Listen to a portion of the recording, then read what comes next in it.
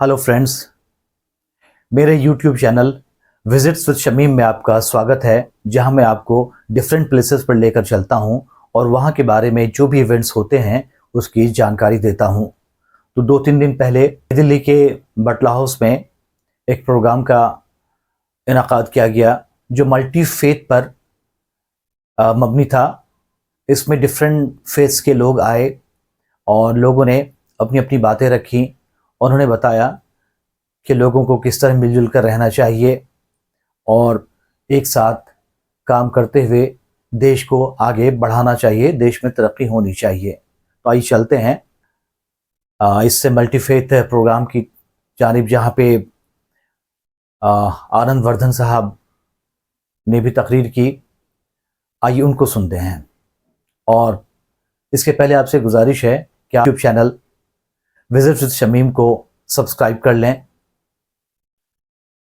Share करें अपने दोस्तों के साथ, लाइक करें और कमेंट से हमें ज़रूर नवाजें। तो आइए चलते हैं इस प्रोग्राम की तरफ। मैं एक तो इतने आलिम फाजिल लोगों के सामने मेरी औकात नहीं है ये सब बातें करने की।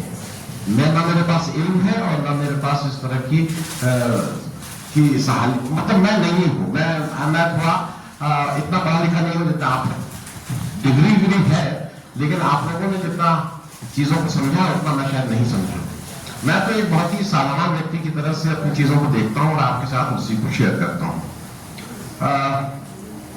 क्योंकि आपने कहा कि वो एक गुरुद्वारे से किसी को आना था सिख धर्म के बारे में। सिख धर्म के बारे में मैं बहुत बेसिक सी चीज समझता हूँ। 1469 में गांधी से के पैदा होने से 400 साल पहले, और ये मेरा कुछ नहीं है। मैं दूसरी चीज एक और कर दूं, मेरे पास कोई ज्ञान नहीं है। मैंने किताबें पढ़ी हैं, उन किताबों से अपने को ज्ञान मुझे जो मिला है उसको मैं आपको कर रहा हूं। मेरा कोई ओरिजिनल ज्ञान नहीं है। ये आप लोग कहीं दिमाग से निकाल दीजिएगा कि मेरे पास कोई ओरिजिनल ज्ञान भी है। तो 1469 में गुरु नानक हुए और उससे 400 साल बाद गांधी हुए थे 1869 में। दोनों के बीच में अगर आप देखिए तो जो सेंट्रल, आप अपना वो खोल लीजिए। अभी मैं वही खोल के मैं देख रहा था। सिखिज्म में गुरु नानक की टीचिंग की जो सेंट्रल है, मतलब जो उसको अगर 2 शब्दों में तो कहते हैं कि बिलीव इन गॉड और उसका नाम सत्य है। ये गुरु नानक ने गांधी के पैदा होने से 400 साल पहले कहा था कि मेरा भगवान का नाम सत्य है। और गांधी ने उस बात को 400 साल बाद पैदा हुए और गांधी ने कहा था सत्य ही ईश्वर है। तो शायद जो हम लोग जो रोजमर्रा की बातों में बात करते हैं, धर्म यही है, धर्म का मर्म यही है। हो सकता है कि किसी धर्म में वो दूसरे ढंग से कहता हो, किसी दूसरे ढंग से कहता हो, लेकिन जो उसकी सेंट्रल फिगर है वो यही है। मैं थोड़ा इसलिए बता दूं अपना बैकग्राउंड कि मैं प्रैक्टिसिंग हिंदू हूँ, रोज पूजा करने वाला हूँ। अब घंटी बजाना कम हो गया और मेरा लड़का अब करने लगा है ज्यादा। वो सुबह जाके वो अपना पूजा वूजा कर रहा है। घर में मंदिर है जिसमें घंटा लगा हुआ है। कुछ दिक्कतें ये हैं कि मेरे घर में जो लड़की मेरी पत्नी के साथ किचन में या कहीं काम करती है, उनकी मदद करती है, उसका नाम शबाना है। वो करीब 12 साल से मेरे यहाँ है। खाना वही बनाती है और मंदिर के बर्तनों की सफाई भी वही करती है।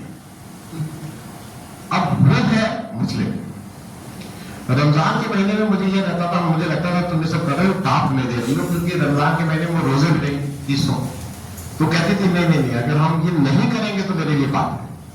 उसके धर्म का इंटरप्रिटेशन उसका था। मैं नहीं जानता हूं इस्लाम धर्म क्या कहता है, लेकिन उसके धर्म का इंटरप्रिटेशन ये था कि अगर मैं अपने रोजमर्रा के कामों को नहीं करूंगी तो मेरा जो धर्म है वो मैं प्रैक्टिस नहीं कर रही। और मुझे ये बुरा लगता था कि वो सुबह से मतलब बिना खाए पिए, हम लोगों का थोड़ा सा दूसरे ढंग का होता है, हम खाते पीते रहते हैं। लेकिन आप क्या अगर पानी भी नहीं पी रहे हैं तो वो थोड़ा मुश्किल था। तो मैं सिर्फ जो बात कहना चाह रहा था कि वो उस पूजा के बर्तन को वो साफ करती है, उस पूजा की थाली को वो ला के रखती है, उस दिए को वो ला के रखती है। अब अगर वो हिंदू धर्म में कहीं कोई दिक्कत होती है तो भाई किसी को होती है तो हो। मैं एक समय नवरात्र का व्रत रखता था, बात 15-20 साल पहले की। एक मेरे बहुत ही घनिष्ठ है, मुसलमान है, बंबई में रहते हैं, मैं उनके घर में था। तो मैं वही पाठ कर लेता था सुबह। उनसे एक दो लोगों ने कहा कि तुम कहां रुके हो, तुमने बताया कि उनके हुसैन साहब हैं। तो कल पूजा हमने उन्हीं के घर। अरे कहने लगे यार तुम मुसलमान के घर में पूजा करने लगते हो। अरे हमने कहा मेरा मेरा भगवान इतना कमजोर नहीं है कि मुसलमान के घर में मैं पूजा करूंगा, तो मेरा भगवान अगर मेरी बात नहीं सुन रहा है तो मुझे ऐसा भगवान चाहिए भी नहीं। मैं सिर्फ ये बात इसलिए कह रहा हूं कि आपसे मैंने 94 में नौकरी छोड़ी थी, 95 में मेरा दफ्तर जब से हुआ है, मेरे दफ्तर में जानवाज आज भी रहता है। मुझे इससे कोई नहीं पता, मेरे जब एक मंदिर भी है मेरे दफ्तर में, लेकिन जानवाज नहीं है। ये बैकग्राउंड में इसलिए बता रहा हूं कि मैं जहां से आ रहा हूं वहां की जो जुबान है, जब मैं लखनऊ से बाहर निकला तो लोगों ने कहा कि तुम उर्दू बोलते हो। हम नहीं उर्दू नहीं बोलते, हम हिंदी बोलते हैं, हमारे घर में यही हिंदुस्तानी है। अब आप लोगों को ये उर्दू लगती हो तो भाई ये आपकी दिक्कत है, हमारी जबान जो है वो इसी तरह की है।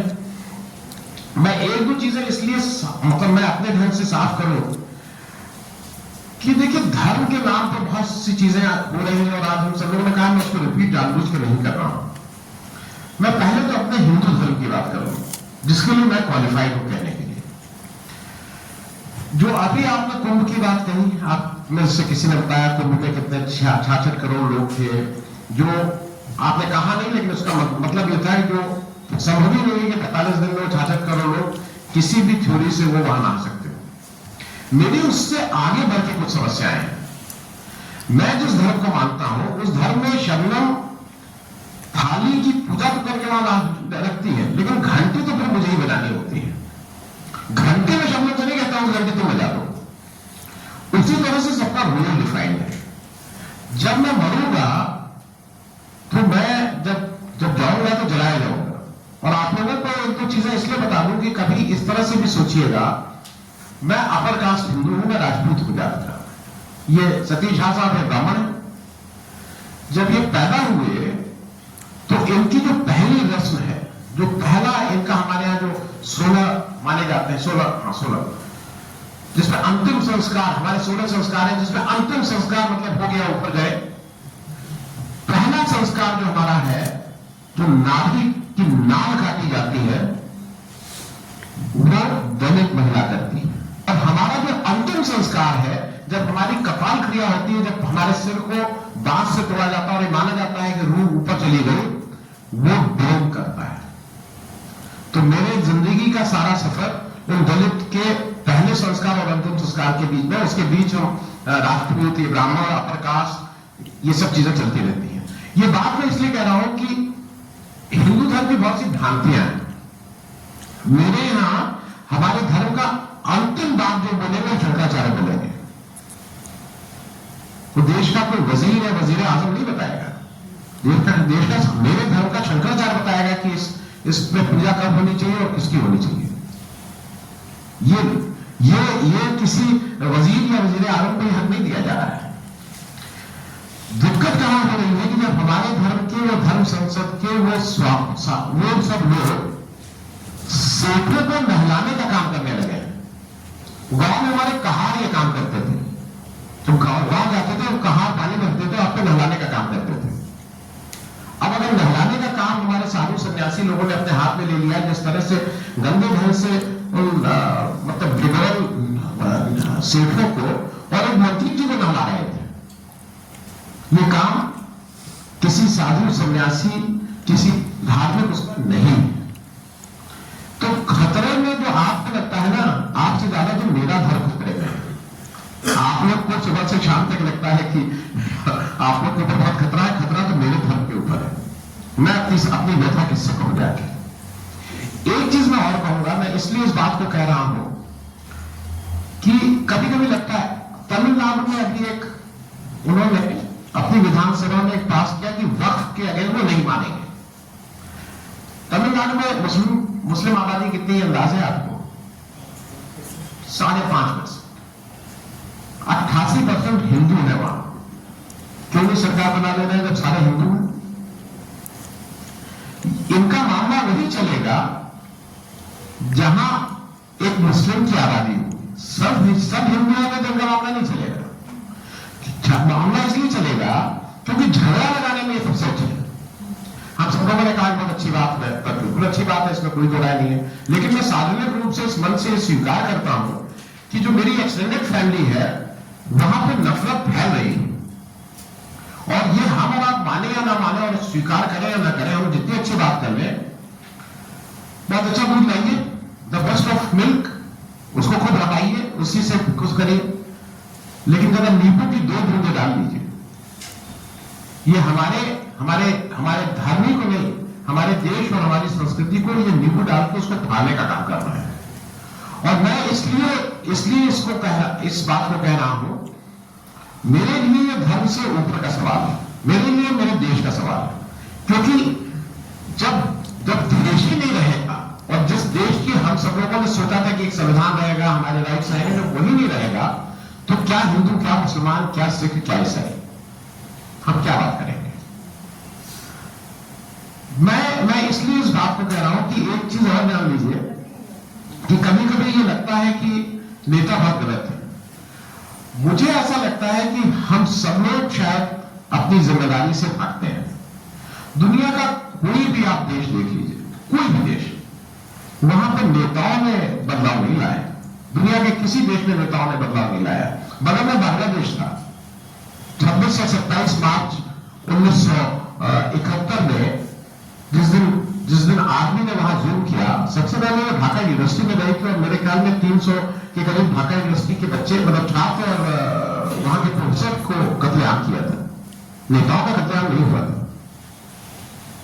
मतलब मैं ये बात इसलिए कह रहा हूं कि शायद जिम्मेदारी हमारी ज्यादा है। नेता तो सियासत में अगर आपको लगता है कि ये चले जाएंगे, वो आएंगे, बहुत अच्छे होंगे, बहुत अच्छे नहीं होंगे, सिर्फ एक चीज से दिक्कत है कि जो हिंदू मुस्लिम इतने ज्यादा कर दिया है, उससे दिक्कत है। बाकी भ्रष्टाचार, रोजगार, बेरोजगारी, महंगाई, मुझे बहुत उम्मीद नहीं है कि वो चाहे ये आए चाहे वो आए, सब आस ही पास रहेंगे। हाँ, ये जो हमारे हमको बांटने का काम हो रहा है, उसमें जरूर है, और उसको रोकने के लिए। लेकिन मुझे ऐसा लगता है कि हम सब लोग, जितने लोग यहां बैठे हैं, हम सब लोगों की सामूहिक जिम्मेदारी है कि हम लोग अपना रोल ज्यादा करें, हमें प्रोएक्टिव होना है। नेता इस देश को कभी इसको नहीं ले जाएगा, जिम्मेदारी हमारी है।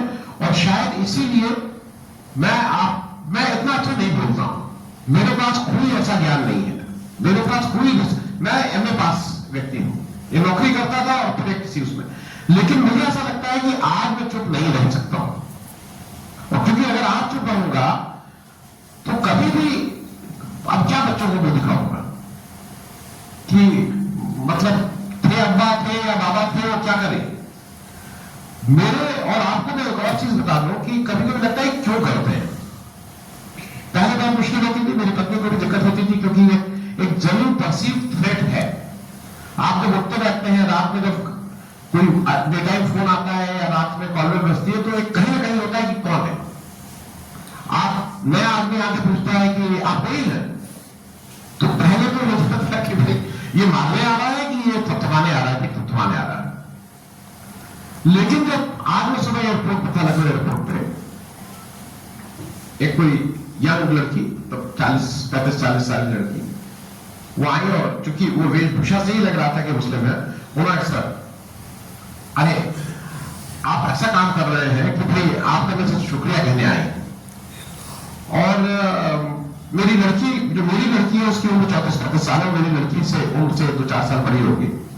और उसने एक जगह और कहा जो मुझे, उसने कहा सर वो तो आप अच्छा कर ही रहे हैं जो इन लोग के खिलाफ बोल रहे हैं, लेकिन जग्गी वासुदेव की जिस तरह से आपने पोल खोली है सर, मतलब मैं इसलिए कह रहा हूं कि ये सब धर्म है। जग्गी वासुदेव अगर आपको लगता है कि वहां नहीं, तो आप क्या नहीं है। कोई कहीं पंडित के वेश में है, कहीं मौलाना के वेश में है, कहीं पादरी के वेश में है, लेकिन इन जग्गी वासुदेव को भी हमारी आपकी सामूहिक जिम्मेदारी है इनको बेनकाब करने की। मैं कभी और समय रहा, मुझे पता नहीं था कि मुझे बोलना है, मेरे ख्याल में मैं ऐसे ही ज्यादा बोल दिया हूं, 12-14 मिनट हो गया है। बहुत बहुत शुक्रिया यहां बुलाने के लिए, थैंक यू सो मच, बहुत बहुत शुक्रिया।